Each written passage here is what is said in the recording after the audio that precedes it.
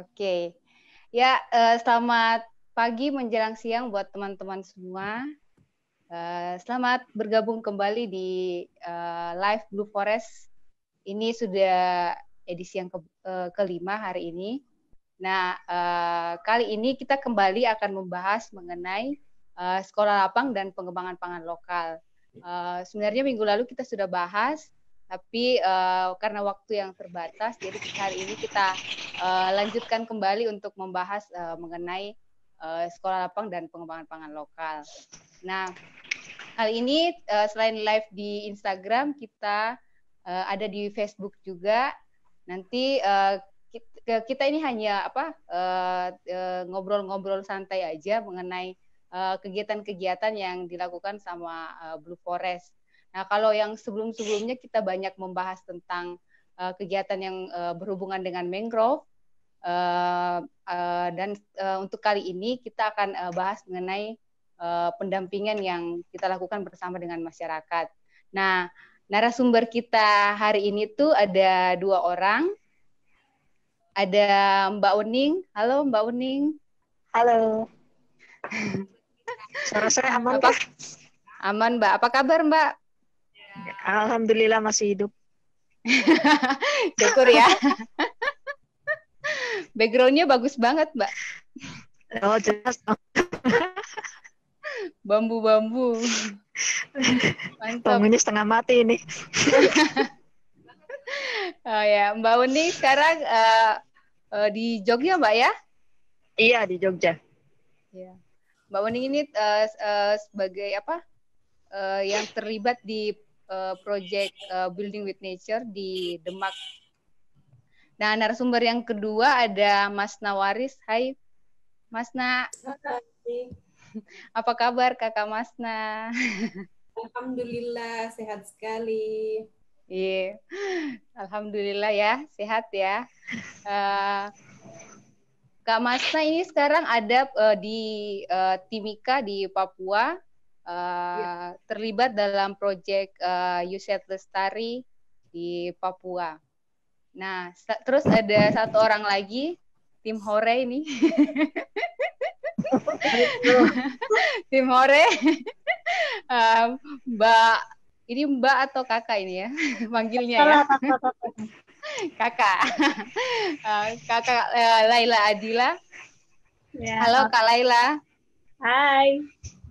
Background-nya mantap banget ya. Yoi. paling persiapan kayaknya ini. Di sini cuma membantu teknis saja, guys. Iya, Mbak Laila ini adalah staff di Knowledge Management-nya Blue Forest yang mengurus media, publikasi dan teman-temannya nih. Semua diurus sama Kakak Laila. Wah, panggil Laila aja.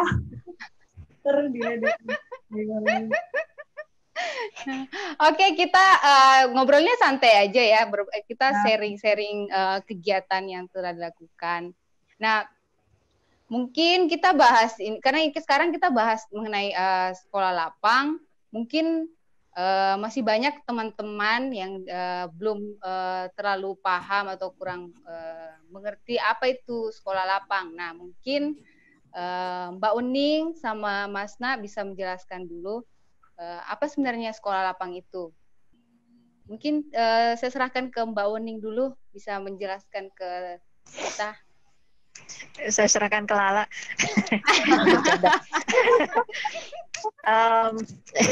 Ya, Assalamualaikum warahmatullahi wabarakatuh. Selamat pagi, salam sejahtera buat teman-teman semua.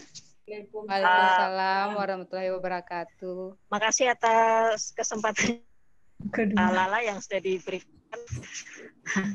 Ini yang kedua kalinya live di Instagram dan juga Facebook ya.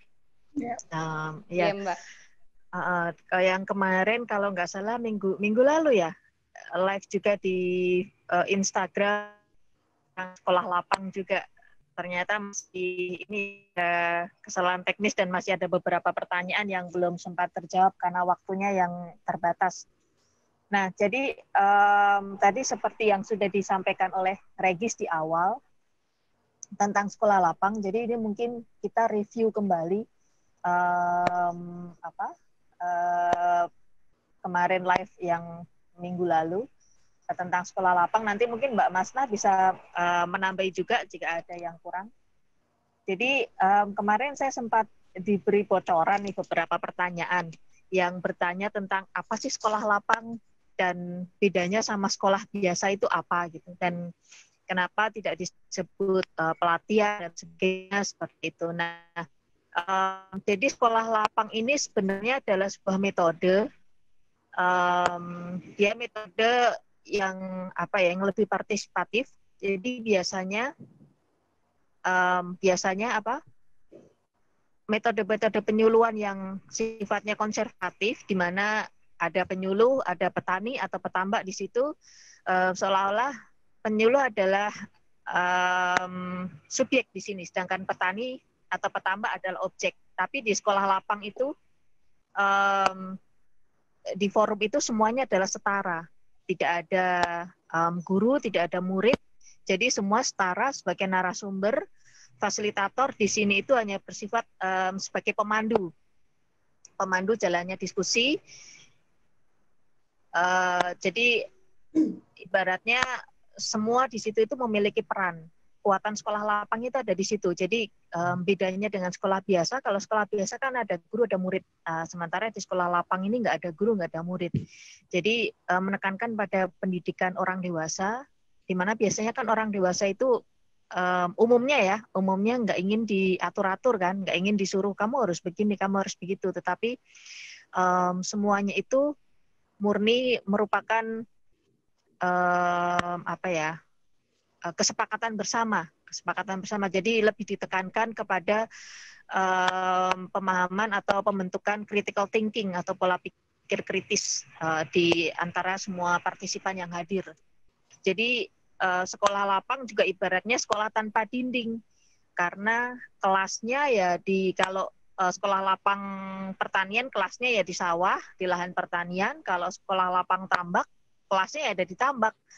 Jadi di sini ibaratnya seperti menciptakan peneliti-peneliti yang langsung di laboratoriumnya. Jadi sawah sebagai laboratorium penelitian, tambak sebagai laboratorium penelitian, tidak lagi ada di sebuah ruangan-ruangan, tapi langsung di lokasi tempat melakukan kegiatan seperti itu. Jadi gimana? Jadi intinya itu belajar bersama gitu, Mbak ya? Ya, tanpa dalam kelas, tapi langsung di lapangannya. Makanya dibilang sekolah lapang. Langsung di lokasi. Dan sifatnya ini partisipatif ya, partisipatif. Semua ini memiliki, seperti yang tadi saya kemukakan, semuanya memiliki peran. Semuanya bisa berpartisipasi aktif di situ. Dan sekolah lapang juga lebih inovatif karena tidak membatasi pola pikir pesertanya, tetapi justru mendorong inovasi-inovasi peserta itu untuk berpikir kritis, kurang lebih seperti itu.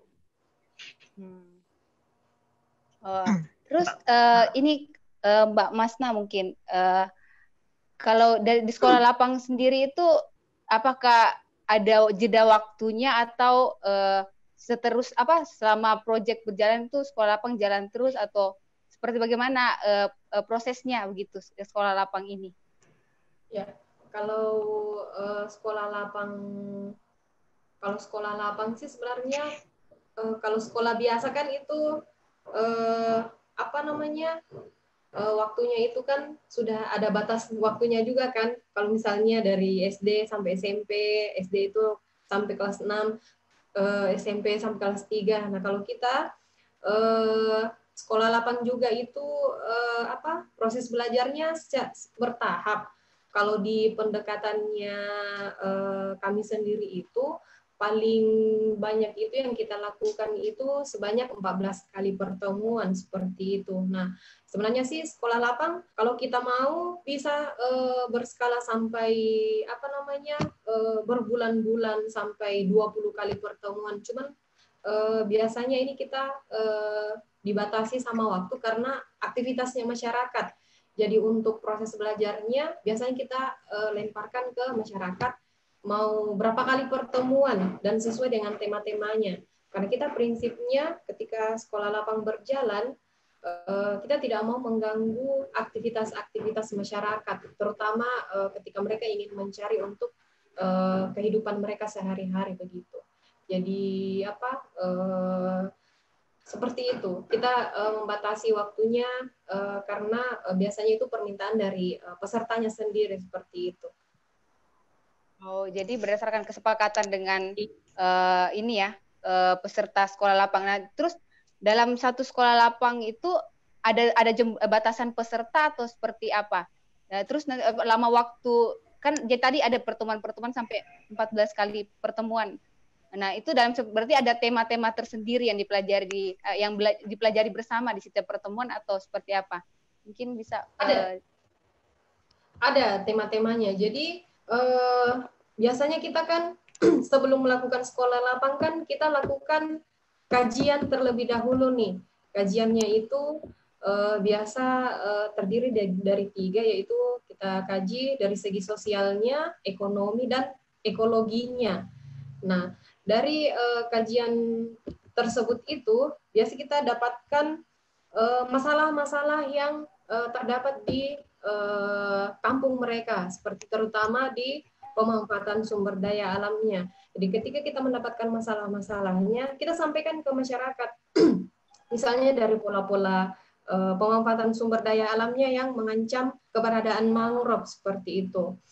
Nah, dari masalah-masalah itu kita akhirnya putuskan ke masyarakat tema-tema apa yang ingin mereka pelajari, seperti itu sih sebenarnya. Contoh misalnya kayak di Timika kan,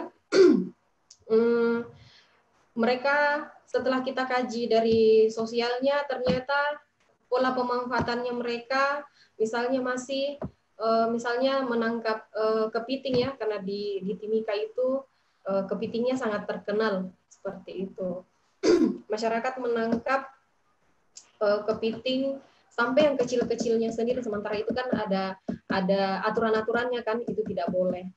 Nah, itu yang kita sampaikan ke masyarakat.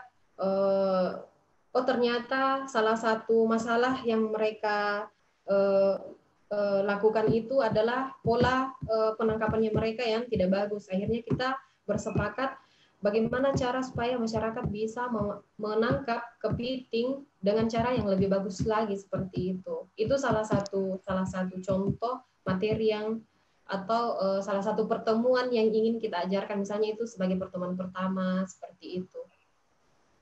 Setelah itu masyarakat kita tanya lagi. Jadi di sekolah lapang itu kita tidak pernah, bukan kita yang memberikan materi seperti itu, tapi mereka yang meminta dari hasil kajian-kajian yang kita lakukan seperti itu. Misalnya mereka bilang, masyarakat masih banyak yang sering menebang mangrove. Kok seperti itu? Kenapa bisa? Biasa mereka tebang karena untuk perkebunan, misalnya padat penduduk, jadi mangrove yang mereka buka untuk membangun rumah seperti itu. Nah, itu yang kita ajarkan seperti itu. Kita ajarkan kepada mereka, kita seperti itu. Ketika mangrove habis, semua ditebang untuk rumah, apakah bagus ke depannya untuk mereka? Ketika mereka menganggap bahwa itu tidak bagus, kita masuk lagi pada materi selanjutnya, belajar tentang bagaimana cara agar mangrove itu tetap terjaga, seperti itu, melindungi hutan mangrove di sekitarnya, seperti itu sih.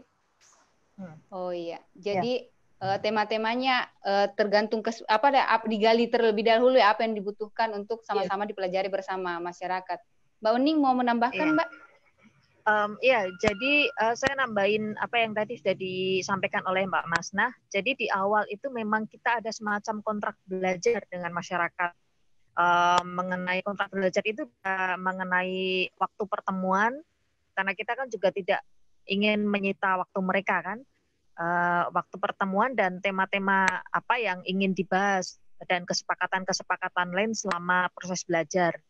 Kalau umumnya baik di SL pertanian maupun pesisir atau di tambak yang terkait dengan budidaya, umumnya itu sekitar 3 bulan ya, atau satu siklus panen itu untuk pertemuan, dan idealnya itu dalam satu kelas tadi mungkin ada pertanyaan berapa sih jumlah pesertanya gitu kan. Jadi kalau di kita saat ini, di kami saat ini tuh maksimal itu 25 orang karena lebih dari 25 itu biasanya sudah nggak efektif kan.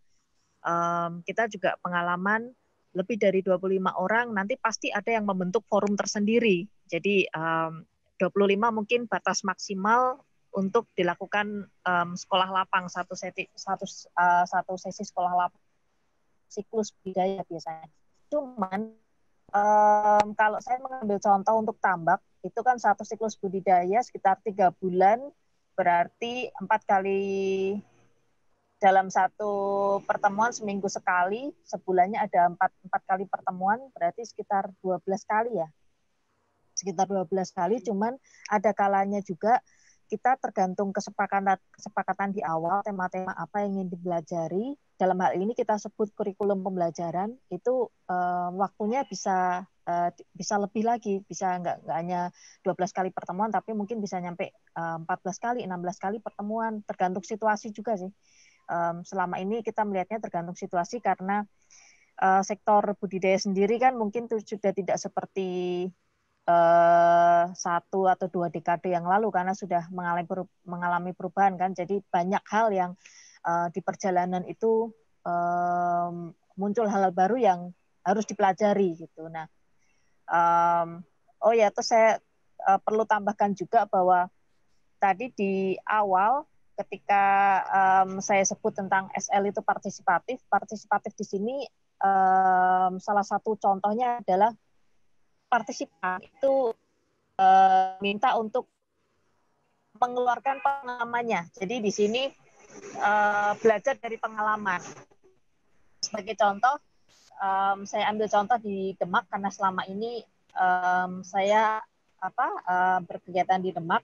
Jadi di Demak ini kan banyak metode budidaya yang sudah ditinggalkan.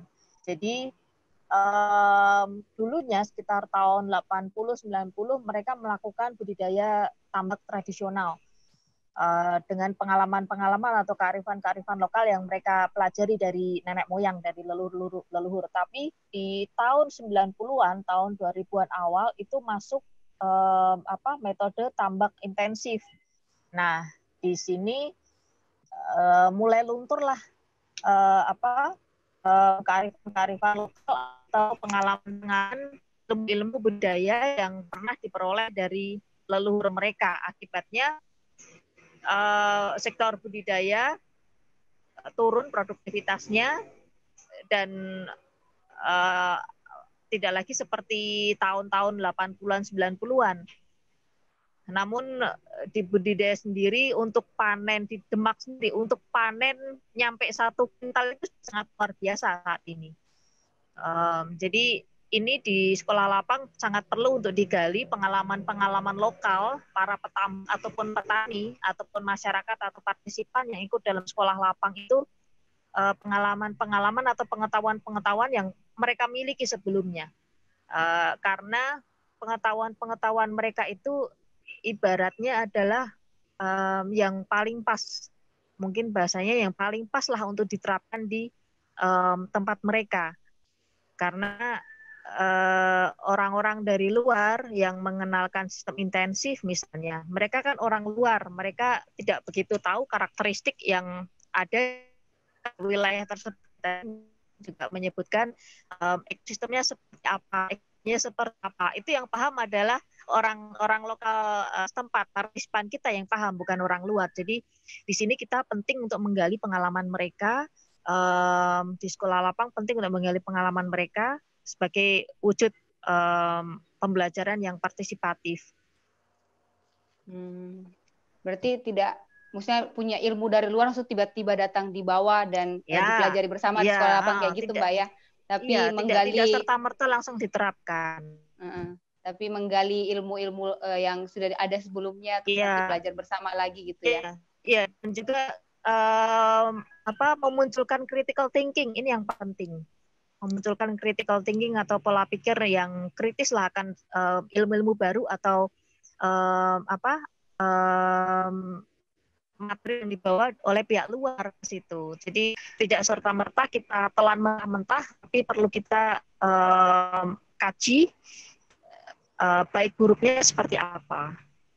Kurang lebihnya seperti itu. Berdasarkan pengalaman lokal. Ya, oke, makasih banyak. Wah, penjelasannya luar biasa sekali ini ya. Jadi semoga teman-teman bisa semakin mengerti apa itu pendekatan sekolah lapang ya. Dan kenapa kita di Blue Forest tuh menggunakan pendekatan ini di dalam melakukan kegiatan. Nah, tapi mungkin kita bisa menggali keterkaitannya ini juga. Sekolah lapang sama kan Blue Forest juga kegiatannya banyak di bidang konservasi dan rehabilitasi mangrove. Nah, sekolah lapang ini keterkaitannya dengan kegiatan rehabilitasi dan konservasi itu seperti mangrove itu seperti apa? Mungkin Mas Na bisa menjawab. Ya. Berhubung di Papua ini kan mangrove-nya masih ini ya, masih sangat bagus ya, masih terjaga. Kenapa sekolah lapang kita dilakukan di sana? Apa keterkaitannya dengan mangrove mungkin? Iya, mungkin saya cerita di sekolah lapang yang saya lakukan di Timika kali ya, dan saya kaitkan dengan rehabilitasi atau konservasi mangrove. Jadi seperti yang saya bilang tadi, sebelum kita masuk kita lakukan pendekatan sekolah lapang di kampung yang akan kita lakukan itu, kita lakukan kan kajian terlebih dahulu kan. Kita ingin lihat bagaimana sih kondisi di sekitar kampungnya dari segi sosial, ekonomi dan ekologinya. Nah, dari kajian-kajian itu kan akhirnya kita tahu permasalahan yang mereka dapatkan. Satu tadi yang saya bilang adalah pola pemanfaatan sumber daya alam mereka dan pemanfaatan mangrove di sekitarnya mereka. Nah, kalau di Timika sendiri kan dari ekologinya kan mangrove-nya itu masih sangat masih sangat lebat. Bahkan mungkin mangrove-nya itu paling tinggi di Sulawesi, di Indonesia kali ya.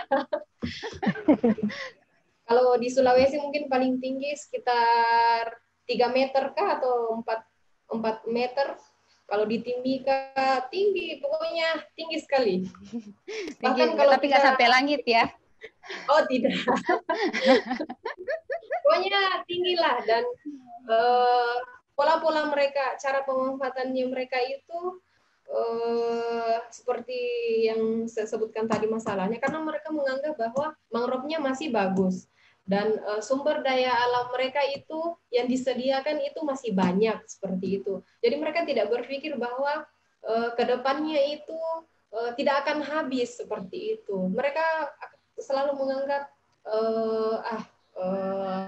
saya punya hutan masih banyak seperti itu. Biarpun saya ambil berapa, tetap akan ada. Padahal itu kan salah. Nah, ketika cara pemikirannya masyarakat seperti itu kan bisa dikatakan salah satu ancaman keberadaan mangrove itu hilang adalah manusia kan, seperti itu dengan cara-cara pemanfaatannya. Nah, setelah kita lakukan kajian itu, masuklah kita lakukan pendekatan sekolah lapang. Nah, tapi sebelum kita lakukan yang Pak Umi bilang, kita bikin kesepakatan dulu dengan mereka. Mereka mau atau tidak, seperti itu. Nah, ternyata mereka mau, karena memang setelah kita lakukan kajian, beberapa masyarakat ada yang paham bahwa yang mereka lakukan salah, seperti itu. Makanya kita lakukanlah pendekatan sekolah lapang itu. Apa yang kita lakukan? Ya kita ajarkan seperti tadi yang saya bilang, sesuai permintaan mereka. Mereka ingin, kita tanya terlebih dahulu. Kita tanya, mereka menganggap kalau mangrove ditebang, apakah kepiting yang mereka tangkap setiap hari akan tetap ada juga seperti itu ketika mangrove-nya habis. Mereka menganggap bahwa itu salah, itu tidak mungkin. Nah, makanya dari masalah itulah kita masuk berikan ke masyarakat.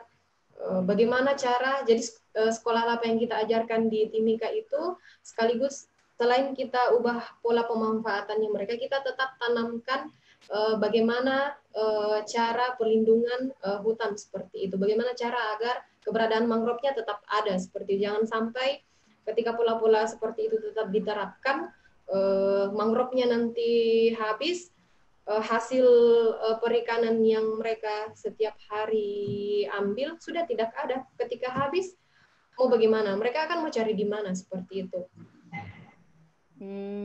Jadi belajar bersama tentang pemanfaatannya berkelanjutan ya, iya. Mas Naya di sana ya. Iya, kita belajar. Dan belajar kalau bersama. Kalau di Timika sendiri itu karena dirasa semua masyarakat itu memiliki tanggung jawab untuk menjaga hutan atau mangrove di sekitarnya, makanya kalau kami di Timika sekolah lapangnya itu kita tidak pernah membatasi pesertanya, karena setelah kita lakukan kajian juga kan di Timika itu, kalau di kampung yang kami dampingi, yang salah satu kampung yang namanya Kokonau itu, kecemburuan sosialnya itu paling tinggi. Makanya kita tidak pernah membatasi seperti itu. Jadi ketika mereka ada yang ingin belajar, datang. Dan ketika ada yang sibuk atau ingin mencari makan untuk hari ini dan mereka tidak berkesempatan hadir, tidak apa-apa, seperti itu. Oh, jadi disesuaikan ya dengan. Jadi biasa maksimal berapa orang yang terlibat di kegiatan sekolah lapangnya? Biasanya lebih dari 100 orang. Tapi ketika iya banyak sekali ya. Karena itu semuanya bisa konsentrasi itu. Nah, kalau di Kokonau itu kan hari pertama kan itu 100 lebih kan. Jadi anaknya datang, remaja-remaja datang, karena kan kita membatasi pokoknya siapapun yang mau, karena mereka memiliki tanggung jawab untuk menjaga sekitar di kampung mereka, terutama mangrove-nya. Karena dirasa tidak tidak efektif karena ribut. Jadi kita bagi dua kelompok, tapi dengan tema yang sama seperti itu. Jadi misalnya dengan waktunya yang berbeda ya. Waktu yang berbeda, iya. Jadi misalnya 50 orang hari ini tapi dengan tema yang sama. Besoknya 50 orang lagi dengan tema yang sama, seperti itu. Berarti antusias masyarakat untuk belajar bersama di sana tuh cukup besar ya. Jadi memiliki ketertarikan yang besar orang-orang untuk terlibat untuk belajar bersama bagaimana untuk mereka bisa memanfaatkan sumber daya secara berkelanjutan, khususnya mangrove sebagai sumber penghidupan mereka ya. Iya. Kalau di Mbak Wening mungkin kasusnya di sana mungkin sedikit berbeda ya, maksudnya yang di sekolah lapang yang dilakukan di sana mungkin sedikit berbeda karena mungkin kondisi mangrove-nya juga sudah berbeda ya di Demak sama di Papua. Mungkin Mbak Wening bisa cerita. Iya. Mbak. Jadi cukup menarik tadi yang disampaikan oleh Mbak Masnah terkait sama kalau kaitannya sekolah lapang dengan konservasi ya, mengingat di Papua sendiri mungkin masih relatif cukup bagus ya mangrove-nya. Sementara kalau di Demak ini sangat bertolak belakang. Jadi kalau bahasa mudahnya saya sebut, mungkin saya analogikan dengan inilah rambut di kepala lah. Rambut di kepala kalau di Demak itu ibaratnya semakin tipis gitu, semakin botak gitu. jadi garis pantai itu mungkin nggak lagi di depan tapi semakin ke belakang gitu, dalam hal ini semakin menjorok ke daratan. Nah, di dalam sekolah lapang sendiri ada semacam partisipan itu diminta untuk lagi histori ke belakang, dulunya seperti apa, kondisi lingkungannya sekitar 10 tahun yang lalu, 20 tahun yang lalu, 30 tahun yang lalu itu seperti apa, kondisi mangrove-nya, kondisi tambaknya, garis pantainya. Kalau di Demak itu kan banyak sekali, bukan banyak sih, memang di sana langganan rob ya, mungkin Regis yang sudah pernah mengalami bagaimana rob di Demak ya. Nah, apakah dulu tahun-tahun sekitar 1 atau 2 atau 3 dekade yang lalu robnya itu seperti itu, sampai menenggelamkan tambak dan sebagainya. Mereka di situ diminta untuk bercerita kondisi masa lalu, dan mereka kita minta untuk membuat sebuah prediksi. Kira-kira kalau 10 tahun yang lalu, 20 tahun yang lalu adalah situasinya masih seperti itu, kira-kira 10 tahun lagi, 20 tahun lagi itu seperti apa. Nah, di situ kita mulai membentuk pola pikir kritis mereka, apakah mereka mau 10 tahun lagi, 20 tahun lagi kondisi Demak semakin parah gitu, semakin sekarang aja mungkin penurunan tanah sudah sekitar 13-15 cm per tahun. Nah, apakah mereka ingin Demak itu tenggelam? Karena kalau Regis mungkin tahu ya, di desa, salah satu desa di sana itu sudah ada yang di bawah laut ya Gis ya, sudah betul-betul di bawah air, desanya, dusunnya itu sudah betul-betul tenggelam. Nah, apakah mereka ingin desa mereka itu di desa selanjutnya yang akan tenggelam gitu? Jadi di sini mereka kita ajak untuk berpikir supaya desa mereka itu tidak semakin tenggelam, penurunan tanah semakin tidak parah, itu gimana caranya? Jadi kalau di pembahasan minggu lalu mungkin kami sempat menyinggung ada sebuah metode, yaitu yang kami sebut jembatan bambu. Jadi setelah mereka bercerita tentang masa lalu mereka ingin apa? Mereka ingin kondisinya semakin membaik atau semakin memburuk. Semakin membaik, apa yang harus dilakukan. Nah, jembatan bambu ini fungsinya adalah untuk melangkah atau melakukan cara-cara yang disepakati bersama untuk menuju ke kondisi yang diharapkan. Jadi di Demak sendiri, karena tadi yang saya sebut mangrove-nya sudah tipisnya mangrove itu secara nggak langsung juga imbas ke penurunan produktivitas tambak. Karena juga bahwa mangrove ini akar-akarnya cukup berperan penting dalam menyaring segala macam material-material yang dibawa dari perairan lepas sebelum masuk ke dalam tambak. Jadi ibaratnya sebagai filter lah atau penyaring. Jadi fungsi mangrove sangat penting buat budidaya tambak. Nah, di sini masyarakat diajak berpikir kalau mangrove itu penting, jadi apa yang harus dilakukan? Apakah penebangan, pembukaan lahan hutan mangrove, alih fungsi hutan mangrove menjadi tambak itu akan tetap selalu dilakukan, atau justru sebaliknya dilakukan konservasi, rehabilitasi dan sebagainya?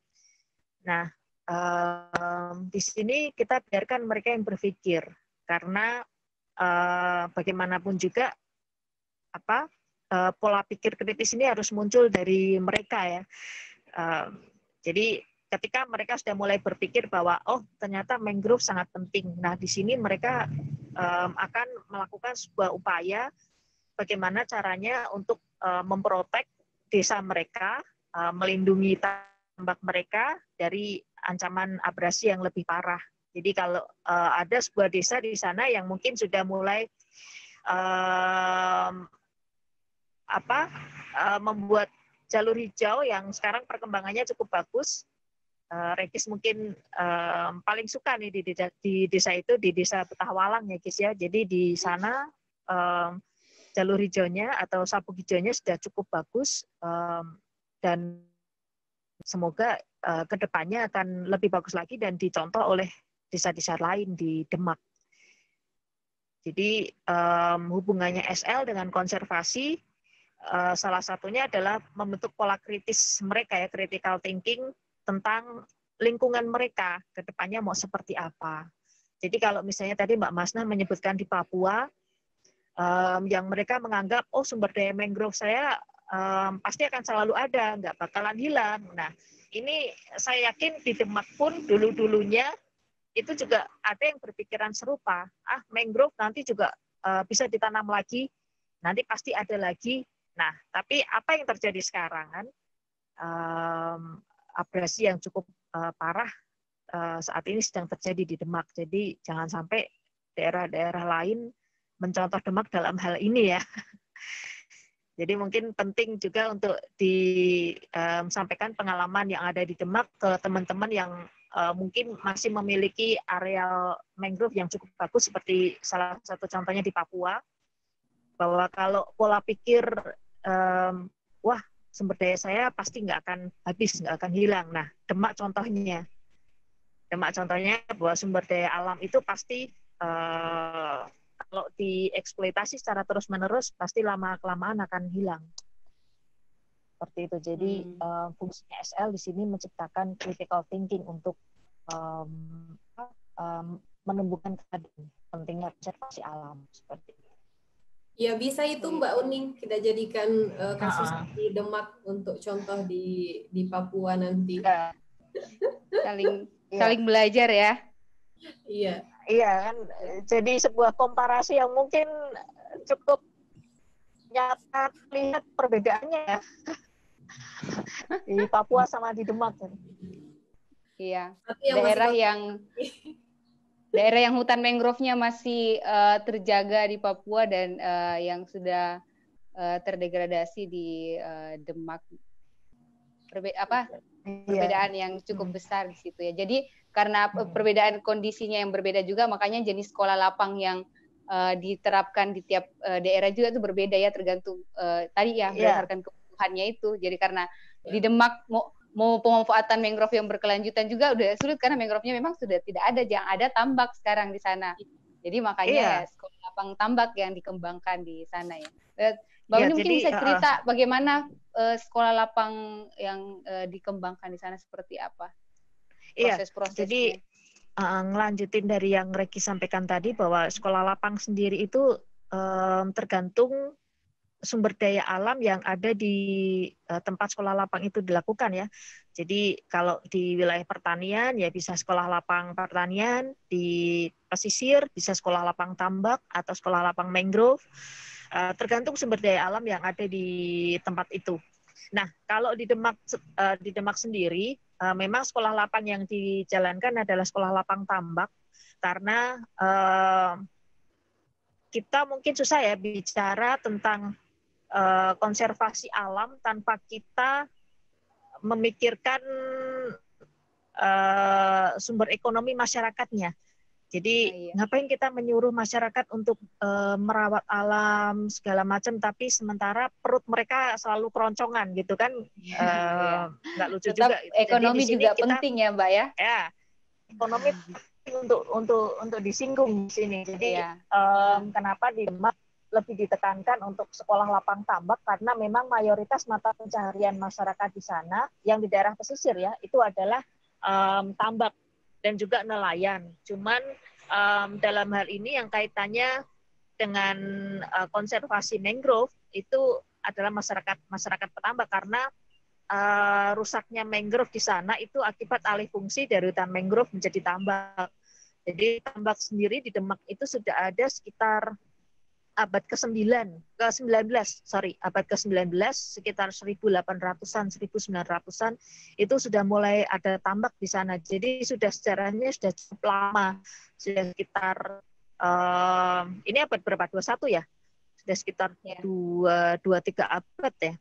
Sekitar 2-3 abad tambak itu ada di Demak, dan sudah lama, sudah sangat lama. Jadi, sudah sangat lama, dan mereka selalu melakukan ekspansi, seperti misalnya wilayah yang sudah terbentuk sedimen baru itu pasti ada langsung pikir wah ini bisa dibuka lagi untuk jadi tambak nih gitu.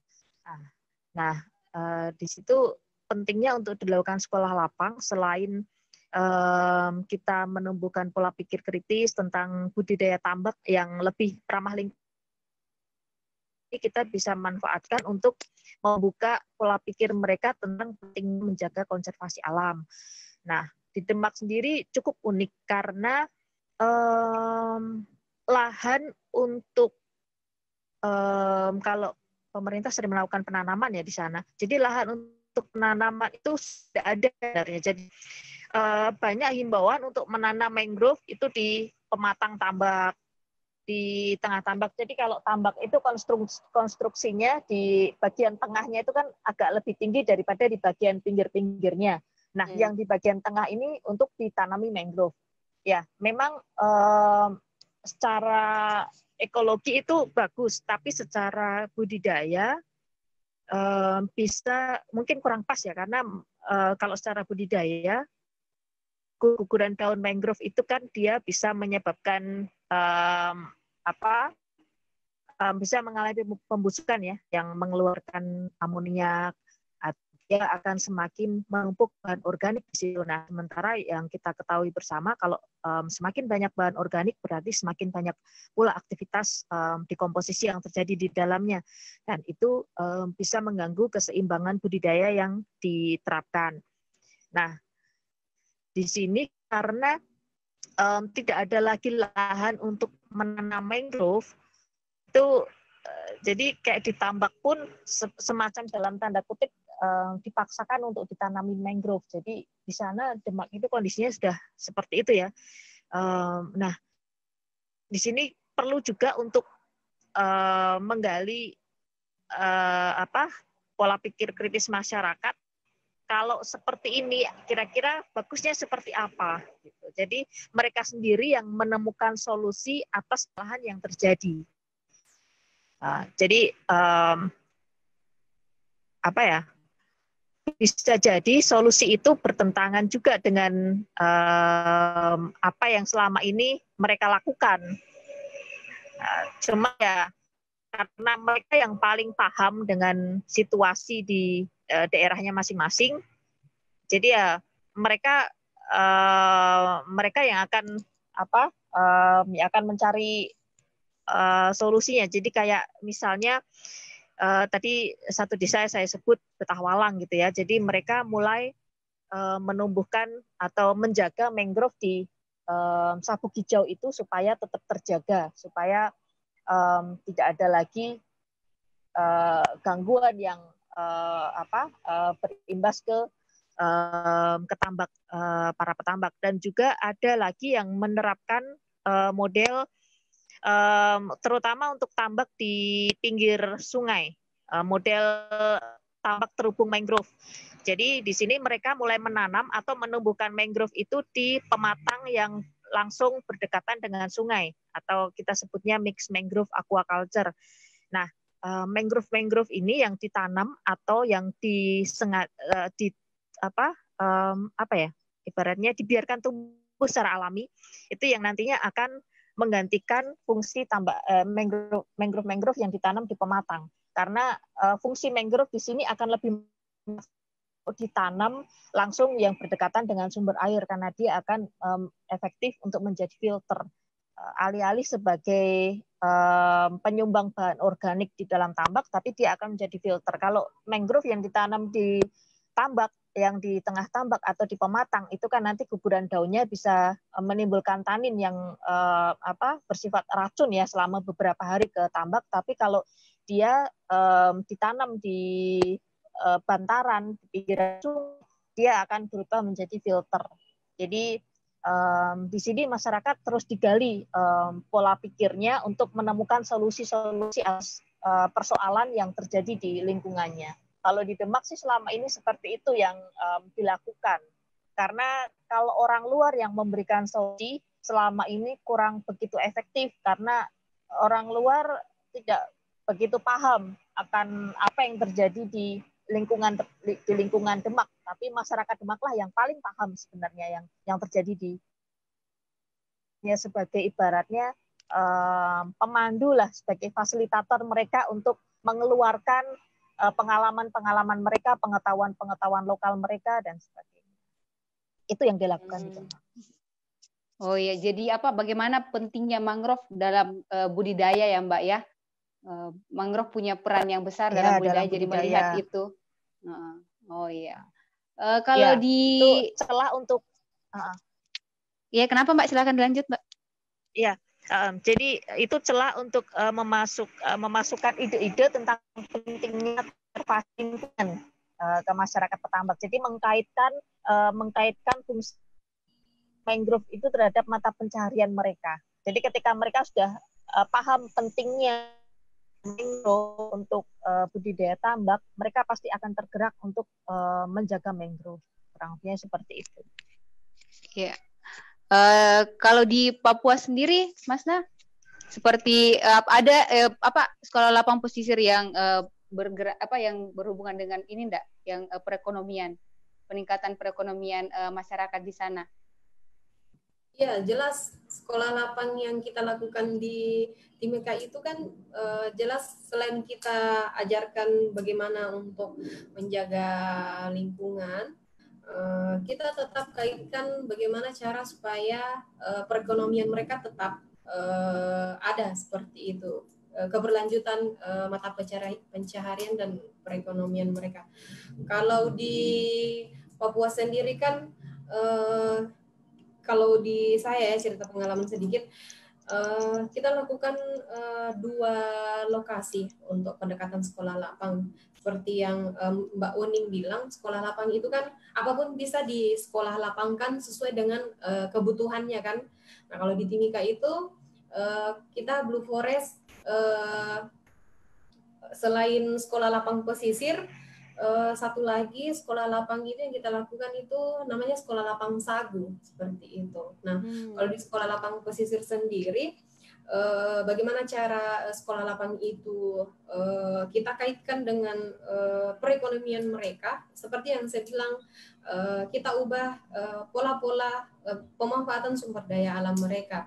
Nah, salah satu cara juga supaya ada alternatif sumber mata pencarian mereka dan sekaligus mereka lebih yakin lagi bahwa mangrove itu sangat penting bagi mereka. Kita manfaatkan mangrove itu dengan cara mengajarkan mereka, misalnya buah-buah mangrove atau daun mangrove kita kembangkan, kita kembangkan, kita ajarkan mereka olah, kita jadikan supaya mangrove itu sebagai salah satu pangan alternatif mereka dan bisa mendapatkan sumber penghasilan seperti itu. Nah, salah satunya misalnya contoh daun mangrove akanthus ya, yang sampai akanthus yang kita ajarkan mereka jeruju. Cara bikin, jeruju. Kita ajarkan bikin teh mangrove seperti itu. Nah, sampai setelah kita ajarkan dan mereka rasa ternyata mangrove ternyata bisa memberikan nilai ekonomi yang tinggi juga bagi mereka seperti itu. Nah, dari sekolah apa yang kita jalankan setelah kita ajarkan bikin teh mangrove, mereka sampai sekarang produksi terus tehnya. Bahkan sekarang di Kampung Kokonau itu mama-mama menjadikan salah satu aktivitas utama juga, yaitu bikin teh mangrove. Dan mereka sudah jual, sudah sampai ke kota. Pemasarannya kemana? Pemasarannya bisa di sekitar kampung mereka, dan ada juga yang sampai di kota di Timika seperti itu. Dan luar biasa ya. Iya, jadi keren. Iya, sekarang juga kita sudah sampai kita sudah bantu menguruskan nomor produknya mereka seperti itu. IRT-nya. Seperti itu. Nah, itu kalau sumber ekonomi mereka. Nah, kalau dari perikanan ya kita tanamkan supaya mereka tidak mengambil betina, tidak mengambil yang kecil, karena kalau mereka ambil terus, nanti yang akan tinggal untuk bertelur untuk keberlanjutan bagaimana, seperti itu. Kalau untuk perikanan, dan mereka akhirnya mereka sadar. Jadi ketika kita satu materi yang sering kita lakukan juga kan, kita biasa lakukan evaluasi kan. Dan kadang evaluasinya itu kita langsung di lapangannya juga. Jadi ketika kita ajak mereka ke hutan mangrove, tangkap kepiting, ketika mereka lihat yang kecil di bawah ukuran 15 cm. Yang saya tetapkan sama KKP ya? Iya. mereka lihat, ini masih kecil, jangan tangkap dulu. Nanti 3 minggu kemudian baru bisa ambil, seperti itu. Itu menurut Jadi kami. di sana masuk ini dalam sekolah lapang itu bersama anggota kelompok masuk ke hutan mangrove sama-sama gitu ya, berlumpur-lumpur ria di dalam hutan mangrove ya. Asik sekali ya. Iya, karena kalau kita berikan mereka pengolahan mangrove kan itu itu suatu ilmu yang baru bagi mereka. Tapi kalau misalnya yang Mbak Wening bilang kan itu berbagi pengalaman kan. Jadi mereka sudah paham tangkap kepiting, kami kan tidak. Tapi kita hanya paham memberikan pemahaman aja bahwa kalau ditangkap sampai ke kecil-kecilnya nanti keberlangsungan untuk perekonomian mereka juga nanti akan hilang seperti itu. Dan mereka akhirnya paham itu, menurut kami suatu keberhasilan karena dari kita ajarkan yang baru sebagai alternatif pangan mereka dan sumber mata pencarian yang baru bagi mereka, dan mereka lakukan sampai sekarang seperti itu. Nah, kalau misalnya yang sagu lagi, kalau sagu itu kenapa kita masuk ke sekolah lapang sagu, karena mereka menganggap bahwa sagu itu makanan pokok mereka. Cuman pemahaman mereka tentang pengolahan sagu itu masih minim, seperti itu. Nah, kita masuk ke sekolah lapang sagu, kita lakukan kajian lagi. Selama ini mereka lakukan sagu itu hanya untuk apa? Oh, ternyata untuk makanan pokok.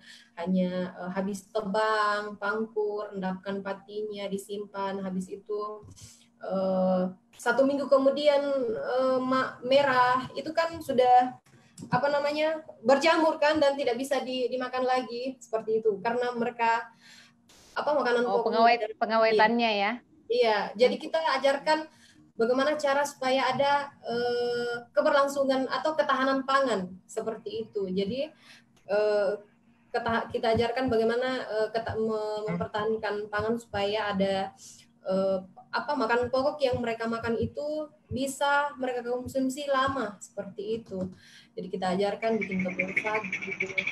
Setelah kita ajarkan tepung sagu, sampai sekarang juga mereka menganggap bahwa tepung sagu ternyata bisa bikin tepung, dan mereka menganggap bahwa sagu ini memiliki potensi yang tinggi juga untuk perekonomian mereka. Setelah kita ajarkan tepung sagu, kelompok jadikan tepung, sampai sekarang juga mereka jadikan tepung sagu itu sebagai usaha mereka, dan sampai saat ini juga mereka masih produksi tepung sagu seperti itu. Jadi ya seperti itu untuk sekolah lapang sagu yang di sana untuk perekonomian mereka. Jadi mama-mama sudah tidak beli teh dari luar lagi ya, ada teh akanthus ya. Iya. Tidak usah bingung-bingung lagi ya. Tidak usah bingung lagi. Kalau nanti Mbak Wening ke Timika atau ke Timika lagi ke sana, bisa ditanya. Nanti kalau ke rumah-rumahnya itu yang disuguhkan itu bukan teh lagi, teh jeruju. Iya. Sudah teh jeruju ya. Ya Mbak Wening silakan Mbak. Ya, jadi di sini saya melihat kita bisa simpulkan bareng ya bahwa sekolah lapang itu kalau tadi yang seperti yang diceritakan sama Mbak Masnah itu bisa menjadi sebuah memang sekolah lapang sebuah metode ya, sebuah metode atau kendaraan untuk membangun ketahanan pangan. Iya. Untuk membangun ketahanan pangan. Jadi karena sekolah lapang sendiri sebenarnya identik dengan masyarakat marginal ya. Jadi di sekolah lapang juga kita berusaha untuk menguatkan mereka. Selama mereka itu kuat, para petani, petambak, masyarakat, kalau mereka kuat, mereka punya pangan-pangan lokal dan bagaimana cara mengolahnya, bagaimana cara melestarikannya, sudah nggak perlu untuk dilakukan bahwa pasti kita akan memiliki ketahanan pangan yang sangat kuat. Jadi sekolah lapang ini bisa sebagai kendaraan untuk menciptakan ketahanan pangan juga, karena mayoritas yang kita sentuh adalah para petani, petambak seperti itu. Jadi seperti tadi yang disampaikan. Memanfaatkan sumber daya lokal juga ya, jadinya sumber daya lokal juga, iya. Bagaimana mereka menjaga sumber daya lokalnya kan? Seperti itu. Ya kayak di musim pandemi inilah kita banyak yang bingung makan bahan pangan mahal gitu kan, tapi petani di desa nggak bingung mereka karena mereka punya sumber dayanya, mereka punya sumber daya pangan gitu. Jadi ya selama diolah masih bisa dimanfaatkan pasti ya. Iya. Iya, menarik sekali ini pembahasan tentang sekolah lapang ini ya. Bagaimana kita belajar bersama dari ilmu yang ada di masyarakat. Terus kalau misalnya dari fasilitas ada ilmu juga tuh sama-sama saling melengkapi gitu ya. Misalnya masyarakat tadi di cerita Masna, mereka sudah punya pengetahuan yang dari leluhur mereka tentang cara pangkur sagu, pengolahan sagu dan sebagainya. Terus nanti ada ilmu baru tambahkan bahwa pengawetannya bisa dengan tepung loh kayak begini-begini. Jadi memang ada saling melengkapi di situ ya, saling belajar bersama memang intinya ya. Dan bagaimana yang diberdayakan adalah pangan lokal yang ada di situ, bukan berarti kalau misalnya kita mendatangkan dari luar lagi alternatif misalnya sumber daya baru dikenalkan yang baru, tapi apa yang ada di situ yang kita manfaatkan ya, dan kita pelajari bersama. Iya. Jadi jangan sampai misalnya di Papua pangan utamanya adalah sagu, kita datangkan apa di sana? Sorghum, beras. Sorghum, beras gitu. Kita rubah sagu jadi donat, kita rubah sagu jadi ini kan, ya nggak mungkin juga gitu. Sama seperti halnya di sini di daerah pertanian, bahan pangannya adalah beras, padi, kita ganti jadi sagu gitu kan, nggak lucu juga gitu. Iya, kan salah satu prinsipnya sekolah lapang juga itu kan mengembalikan kearifan lokal, mengembalikan kearifan lokal yang kayak misalnya di Timika, pangan lokalnya kan sagu, karena beras masuk, akhirnya mereka beralih ke beras. Sementara itu kan sagu itu kan lebih sehat seperti itu. Nah, itu yang kita lakukan di sekolah lapang sagu. Bagaimana cara mengembalikan pangan lokal mereka, untuk bagaimana cara mereka mengkonsumsi sagu lagi, menganggap bahwa sagu itu sebagai pangan lokal atau makanan pokok mereka. Dengan cara apa kita cara menarik ya itu kita berbagi pengalaman. Mereka ada lebih paham bagaimana cara pemangkuran sagu. Ya, saya tidak pernah pangkur sagu, tapi saya tahu bagaimana cara supaya setelah pangkur sagu, bagaimana cara mendapatkan pati sagu yang lebih banyak seperti itu. Bagaimana cara lagi supaya mereka tertarik untuk memangkur sagu dan kembali memanfaatkan sagu sebagai pangan pokok mereka, dan bermanfaat untuk mereka dan menambah nilai ekonomi mereka. Saya ajarkan lagi pengolahan baru, kita ajarkan inovasi baru, misalnya yang dari awal mereka tahunya cuman bikin kalau di sini namanya sagu tindis ya, atau papeda sama sagu bola. Jadi sagunya dibakar, dikasih air terus dibakar. Nah, sementara saya misalnya saya ajarkan kalau sagu sudah jadi tepung bisa dia dibikin jadi kue seperti itu. Dan mereka senang. Salah satu cara untuk membuat mereka tertarik mengikuti sekolah lapang seperti itu, kita berbagi pengalaman seperti itu. Ini tentang sagu, ini buka puasa masih lama ini. Lapar saya. Nanti buka puasanya enak ini ya, pakai papeda kuah kuning. Papeda ya. Satu dikasih ya. Papeda dikasih kuah kuning. Aduh, enak sekali itu. Kuah kuning ikannya dari tambak budidaya organik, terus nanti minumnya teh jeruju ya. Iya. Kan sehat. Ya, ini Ibu Kakak Laila, apa ada pertanyaan di Instagram atau Facebook yang perlu karena saya tidak bisa melihat ini ya, komen-komen ya, jadi minta tolong jika ada. Atau mungkin Kakak Laila mau berbagi SL di Jakarta mungkin. Ikutan ini biar sambil belajar kan, siapa tahu kalau ada proyek baru di tempat lain dan juga pakai pendekatan sekolah lapang juga aku bisa belajar colongan dari leluhur sebelumnya kan. Iya, asik leluhur. Ya. Leluhur bersebuah. Kita masuk ke pertanyaan ya yang ada di IG di yang Insta Live. Ada yang bertanya dong dari Beji Garzin. Penerapan SL apakah hanya untuk mereka yang dewasa saja? Terus bagaimana dengan remaja dan anak-anak yang nantinya menikmati dan menentukan keberlanjutan?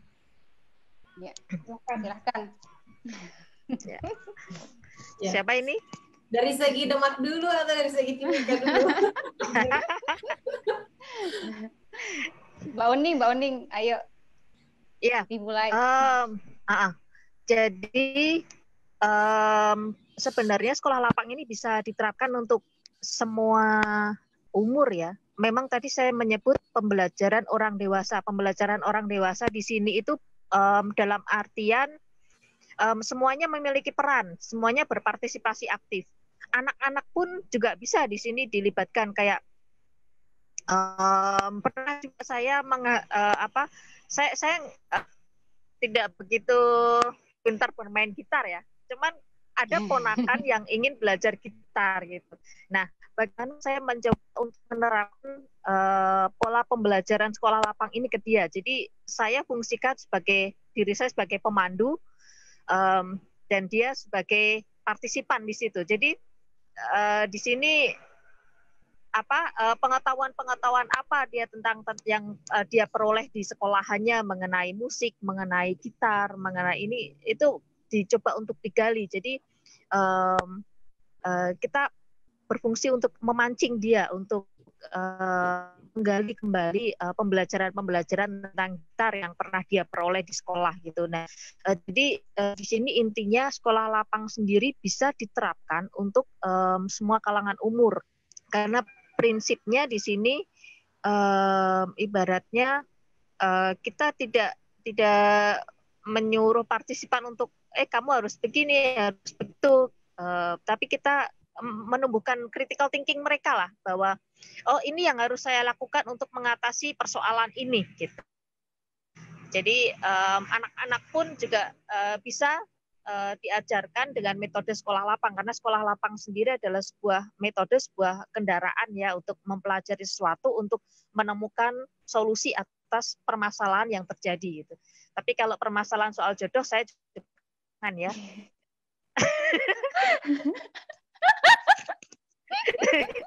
Saya nggak tahu itu bisa di sekolah lapangin atau enggak. Saya Ya, kalau dari Masna gimana, Mas? Kalau di Timika tadi kan saya sempat ucapkan bahwa kalau metode sekolah lapang yang kami terapkan di Timika itu pesertanya itu kita tidak batasi seperti itu. Jadi dari kalangan anak-anak, remaja, orang tua. Nah, orang tua kan kenapa biasanya kebanyakan orang tua karena memang yang lebih banyak beraktivitas di hutan mangrove itu biasanya kan orang tua, remaja itu jarang. Tapi di sekolah lapang kita justru ketika keterlibatan remaja, anak-anak itu datang ikut ke pertemuan, justru malah kita lebih senang karena kita menganggap bahwa salah satu cara juga untuk memberikan pemahaman dan bagaimana cara melindungi hutan itu ialah memberikan pemahaman ke yang anak kecil dan remaja karena kan dia adalah generasi selanjutnya seperti itu. Jadi kalau di sana itu kita tidak batasi, mau anak-anak, remaja, orang tua, semua bisa terlibat. Cuman biasa kadang keterbatasan pelibatan remaja dengan anak-anak itu karena di kampung itu biasa anak-anak kan sekolah kan, ada yang sekolah seperti itu. Makanya memang di sekolah lapang itu yang lebih banyak terlibat itu orang tua. Kalau di konteks di Timika seperti itu. Ya, jadi intinya tidak berbatas usia di sini sekolah lapang. Tidak karena itu hanya sebuah metode. Iya. Hanya sebuah metode. Tergantung audiens kita juga gitu. Justru sebenarnya yang lebih banyak tertarik di sekolah lapang itu remaja. Kalau di konteks di kami ya, remaja dengan anak-anak seperti itu. Iya. Kalau apa namanya, kan ada juga tuh PLH. Apakah PLH itu jadi bagian dari SL atau itu pendekatan secara terpisah? Karena kan setauku PLH kan menyasarnya ke remaja sama anak-anak juga kan? Gimana? Kalau kalau di kami PLH itu kadang kita tidak kita tidak lakukan terpisah, tapi kita ikutkan dalam pertemuan di sekolah lapang sih seperti itu. Karena kami rasa juga PLH itu penting juga untuk orang tua. Seperti itu sih. Mungkin dijelaskan dulu PLH apa, kepanjangannya apa? Ya, Mbak Waning. Siapa yang bertanya PLH? Ya, PLH itu pendidikan lingkungan hidup ya. Oh iya. Pendidikan lingkungan hidup. Ya, jadi apalah? Ya, apakah itu sama pendekatannya dengan SL atau apa namanya? Kalau kayak di PLH kan memang ada khusus audiensnya itu remaja sama anak-anak kan. Apakah pola pendekatannya akan jauh lebih beda dan materinya lebih gampang atau sistematikanya sama aja gitu flow-nya? Cara kerja ini kan kalau di SL kan katanya 14 kali pertemuan minimal. Kalau di gimana? Iya, maaf agak berisik di sini. Jadi apa ya? Tadi kan sudah disinggung juga bahwa sekolah lapang itu sendiri kita tergantung situasi ya. Kita tergantung situasi, kita juga tergantung audiens kita tergantung dengan tema apa yang ingin dibawakan. Jadi kalau misalnya di pertanian, di tambak itu ada siklus budidayanya kan. Nah, sementara di PLH ini mungkin durasi waktunya itu bisa lebih singkat atau mungkin bisa lebih lama juga karena tergantung dengan kurikulum yang disampaikan di situ. Jadi seperti yang dibilang tadi, PLH pun bisa di SL-kan juga gitu karena SL ini adalah metode. Seperti itu. Boleh ke pertanyaan selanjutnya ya? Boleh. Boleh. Ada banyak ya pertanyaannya. Ya ini yang kemarin belum sempat kebahas. Oh iya ada. Dari Natashi F, ini anak Kamangtir Jakarta, dia nanya, apakah sekolah lapang di Demak dan Papua sering kali terkendala dengan acara adat setempat? Ya, silakan. Kalau seingat saya dulu Mbak Masna sudah menjawab ya kayaknya ya. Udah ya? Belum. Soal adat belum? Oh belum. Oh ya, monggo silakan Mbak Masna menjawab dulu. Oh ya. Karena di Papua pasti lebih banyak adat. Ya, kalau di konteks Papua ya memang karena masih memberdayakan kearifan lokal ya. Beberapa daerah itu budaya adatnya mereka masih kental seperti itu. Ya kalau di Papua ya kita biasa seringkali terkendala karena adanya acara adat, misalnya kedukaan seperti itu atau acara pendewasaan anak. Kalau di sana katanya itu karapau. Mereka tidak bisa dikatakan sebagai dewasa layak menikah ketika mereka belum dilakukan prosesi adat seperti itu. Nah, ketika mereka akan melakukan sesi-sesi adat seperti itu, biasa mereka mengkonfirmasi ke kita terlebih dahulu. Akan diadakan acara karapau atau lagi ada kedukaan. Kita mau ambil acara hari ke-40-nya si ini. Kita akan melakukan pukul tipa seperti itu. Nah, ketika mereka sampaikan, kita bilang terus untuk pertemuan nanti ini bagaimana. Mereka diskusikan lagi kepada anggota, ya kita pindahkan ke tanggal sekian, tanggal 15 misalnya, atau tanggal 20, dari tanggal rencananya tanggal 1 Mei misalnya, mereka minta kita undurkan saja dulu dari tanggal ini. Nah, seperti itu kalau konteks di Papua. Ya. Kalau di Demak mau nih? Ya, ini cukup menarik juga pertanyaannya ya. Karena satu pertanyaan bisa bahas banyak ini nanti. Jadi kalau di Demak sendiri, di Jawa sendiri, memang beberapa tradisi ya yang dijalankan. Cuman di awal tadi juga sudah disampaikan bahwa sebelum melakukan sekolah lapang itu kita membuat semacam kontrak belajar. Nah, di dalam kontrak belajar itu partisipan juga dia akan melihat waktu-waktunya. Oh, kira-kira nanti tanggal ini ada acara labuhan atau sedekah laut misalnya.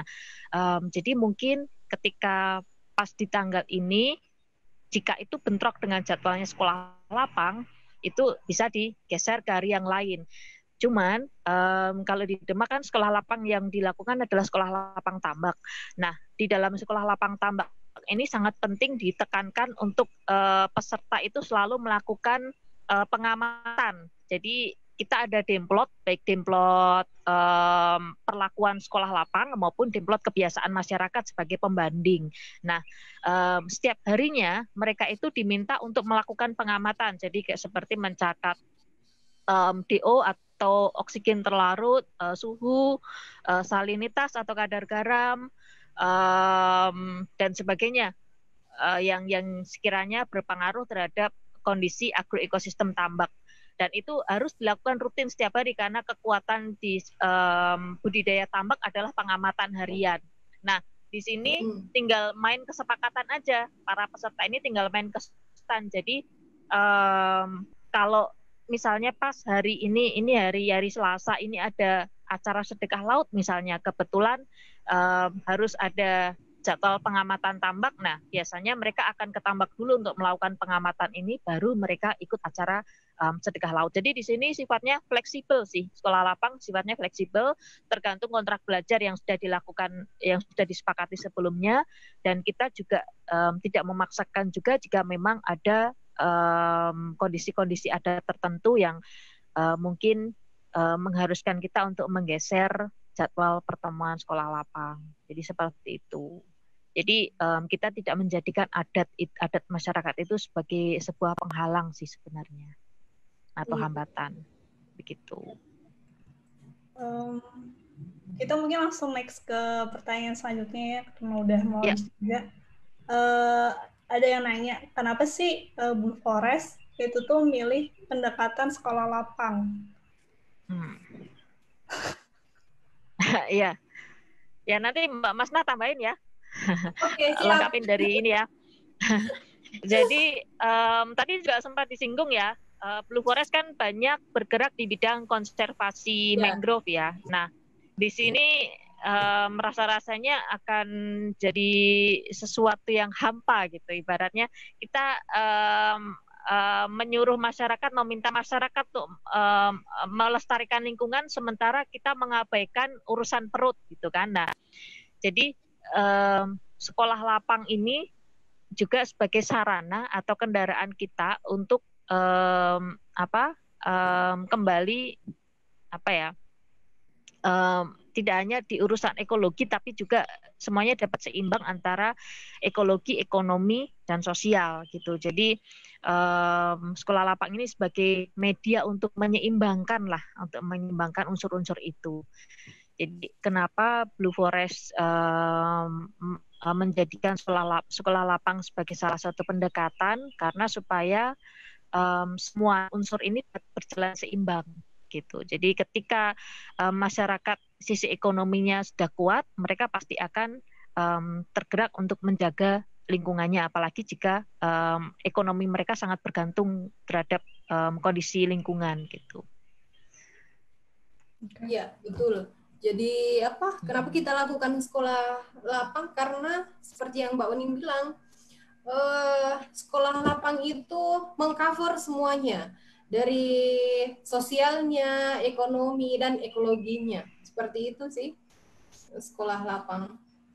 Oke, cukup menjawab ya. Next question.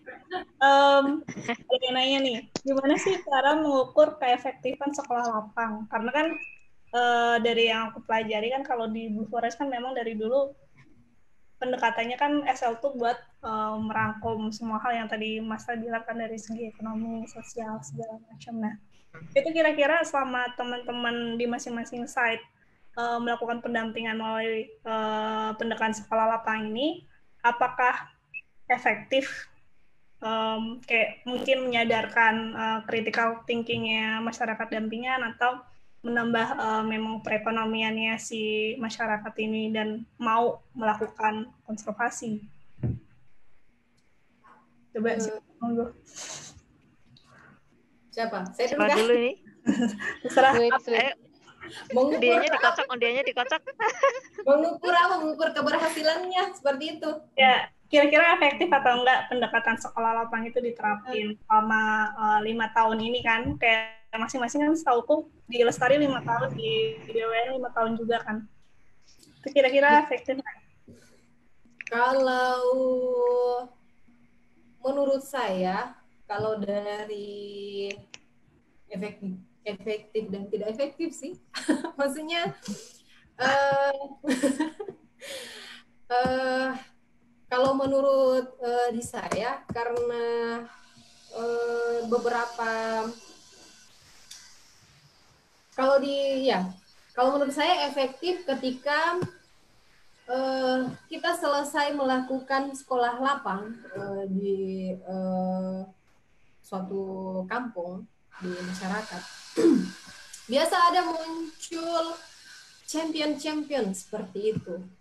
Jadi ada orang yang vokal dan champion yang masih terus melakukan apa-apa yang terus kita berikan kepada mereka. Jadi misalnya di Kokonau dari 100 orang ternyata cuman ada 30 orang atau 50 orang, tidak.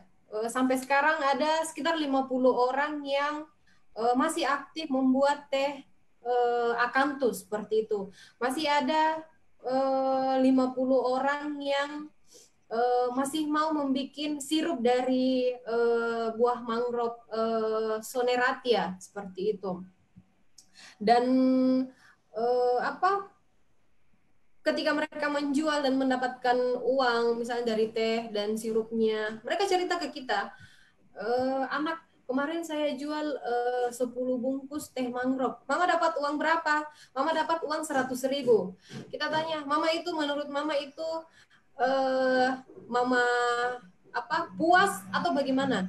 Mereka bilang, saya puas karena tanpa pergi ke hutan berlumpur-lumpur, saya cuma bikin teh, potong-potong teh, jual, saya bisa dapat uang 100.000 seperti itu. Nah, kalau menurut saya dari cerita itu sih itu berhasil, efektif menurut saya. Dan ketika lagi ke remajanya misalnya, yang tangkap kepiting atau yang tangkap kepiting, biasa karena di sana sudah ada jaringan ya, di pedalaman tapi sudah ada jaringan, kadang mereka telepon-telepon, kita tanya bagaimana anak-anak muda di sana, masih ada yang tangkap kepiting yang kecil kah, anak yang kecil. Dia bilang, beberapa ada yang tidak, beberapa ada yang tangkap, beberapa ada yang tidak tangkap seperti itu. Jadi bagaimana ya, efektif atau tidak efektif, tapi kalau saya efektif ketika ada sekitar 2 atau 3 orang atau bahkan lebih yang masih menerapkan, menurut saya itu sudah berhasil. Seperti itu. Iya, jadi saya tambahkan ya. Jadi selain tadi yang disebutkan oleh Mbak Masnah, ada testimoni atau kita sendiri juga. Itu ada juga salah satu tools yang kita pakai itu pretest dan posttest. Jadi pretest ini biasa kita lakukan di awal sebelum pelaksanaan sekolah lapang. Lalu ketika sekolah lapang itu sudah mau berakhir, kita melakukan post test. Jadi di sini kita bisa lihat tingkat kemampuan mereka, daya pikir kritis mereka, apakah semakin tambah atau statis atau kita lihat di situ. Jadi selain yang disebutkan Mbak Masnah dari cerita-cerita, juga bisa kita ukur dari pretest dan post-test yang kita lakukan. Iya, betul. Iya. Seperti itulah. Oke. Terus kalau di Demak, kira-kira SL yang diterapkan selama 5 tahun terakhir, menurut Mbak Wening itu efektif apa enggak? Iya, kalau menurut saya sih cukup efektif karena ada satu kelompok ya yang justru ini malah kelompok perempuan yang cukup dimarginalkan karena di Tambak itu kan sangat kental nuansa publik dan domestik ya, dalam artian di masyarakat Jawa itu laki-laki lah yang lebih banyak main di area publik atau di area umum ya, sementara perempuan lebih banyak di rumah gitu. Tapi sebenarnya perempuan di sini punya manajerial tambak yang sebenarnya cukup bagus, cuman karena area mereka itu di ranah domestik, jadi mereka cukup terkendala untuk menyalurkan kemampuan mereka dalam hal tambak. Jadi ketika kita mencoba mengakomodasi mereka dalam sekolah lapang, ternyata kemajuan mereka sangat pesat dan skill mereka ada satu kelompok perempuan, khusus perempuan di Demak, skill mereka tentang tambak nggak kalah dari laki-laki, padahal mereka bisa dibilang paling akhir nih memperoleh sekolah lapang gitu, tapi kemampuan mereka bisa menyamai lah dengan kaum laki-laki. Jadi menurut saya untuk menumbuhkan critical thinking cukup efektif. Bagus. Langsung aja Mbak Regis, mungkin waktunya udah mau habis 5 menit lagi. Pertanyaannya sudah habis ya? Udah. Saya kira masih menumpuk. Tapi itu udah dibahas awal-awal, jadi nggak usah. Oh, tadi sudah dibahas ya. Jadi ini yang pertanyaan-pertanyaan yang kemungkinan belum dijawab tadi ya. Jadi sudah nggak ada pertanyaan lagi ya? Ya udah. Nah, mungkin kita ini sudah kayaknya sudah 1,5 jam kayaknya. 1,5 jam. 1 jam lebih ya. Wow, nggak terasa. Kerasa ya. Gimana kalau terasa baru 5 menit. 1 jam. Mau tambah lagi. Terasa kalau cerita-cerita memang itu waktu tidak terasa ya.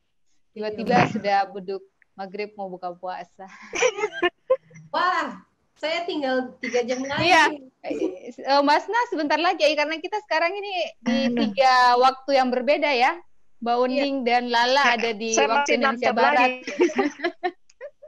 Masna ada di waktu Indonesia Timur dan saya ada di waktu Indonesia Tengah. Kita di 3 waktu yang berbeda. Ya, dan mungkin yang diomongin adalah sagu. Sagu. Nanti saya kirim gambarnya papeda sagu. Udah buka puasa hari ini ya. Sama saya kirim kue saguku ya. Mantep itu. Janji loh. Ditagih ntar sama Mbak Uning. Ini janji loh ini. Ini direkam ini. Saya kirimkan fotonya. Oke, mungkin demikian ngobrol-ngobrol kita di live hari ini. Semoga ada manfaatnya ya obrolan kita ya buat teman-teman semua. Amin ya Allah. Amin.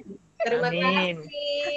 Terima kasih buat teman-teman semua yang sudah meluangkan waktu untuk menonton kita. Dan terima kasih buat Mbak Uning, Masna, sudah berbagi cerita yang luar biasa kepada kita semua. Ibu Lala, terima kasih banyak. Terima kasih Lala. Terima kasih. Jaga kesehatan. Semoga kita selalu diberi kesehatan ya, dan sampai bertemu di dunia nyata entah kapan. Semoga kita bertemu di dunia nyata kapan-kapan ya. Ya Allah.